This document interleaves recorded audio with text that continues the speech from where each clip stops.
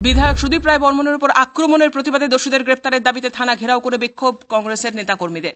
বৃহস্পতিবার ত্রিপুরা গোমতী জেলা উদয়পুর টেপানিয়া সমষ্টি উন্নয়ন দপ্তরে কংগ্রেস দলের পক্ষ থেকে ত্রিপুরায় আগামী 8ই আগস্ট ত্রিস্তরীয় পঞ্চায়েত নির্বাচনের মনোনয়নপত্র জমা দিতে গিয়ে কংগ্রেস দলের নেতাকর্মী সহ বিধায়ক সুদীপ রায় বর্মন একদল দুষ্কৃতীদের দ্বারা আক্রান্ত হবার ঘটনায় দোষীদের অবিলম্বে গ্রেপ্তার এবং শাস্তির দাবিতে ত্রিপুরা গোমতী জেলা উদয়পুর জামতলা কংগ্রেস ভবনের সামনে থেকে এক বিক্ষোভ মিছিল সংগঠিত করে কংগ্রেস দলের নেতাকর্মীরা।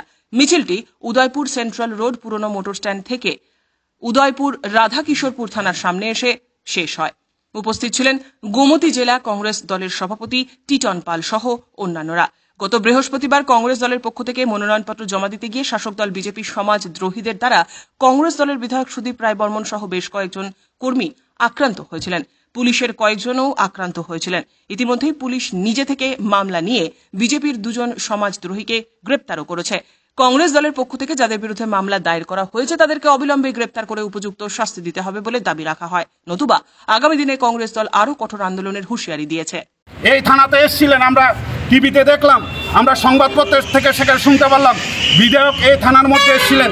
বিধায়কের সাথে যারা ছিলেন তারা সবাই দুষ্কৃতিকারী। সেখানে টেপানিয়া ব্লকের ভাইস চেয়ারম্যান বলুন এবং বিভিন্ন নেতৃত্বরা আমরা টিভি ফুটেজের মধ্যে দেখেছি বিধায়কের সাথে আরকিপুর থানার মধ্যে সেখানে অবস্থান করেছিলেন।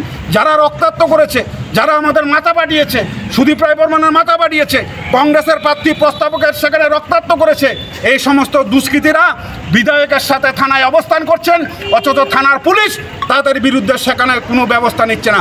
আমরা অনতিবিলম্বে দাবি করব যাদের বিরুদ্ধে অভিযোগ করা হয়েছে, যারা আমাদের মাথা পাঠিয়েছে, যারা আমাদের রক্তাক্ত করেছে, সেই সমস্ত দুষ্কৃতিকারীদের অবিলম্বে যাতে গ্রেপ্তার করা হয়। গ্রেপ্তার করা না হলে আগামী দিন সেখানে আমাদের জাতীয় কংগ্রেস আমরা আরও বৃহত্তর আন্দোলন সেখানে সংগঠিত করতে সেখানে বাধ্য হব।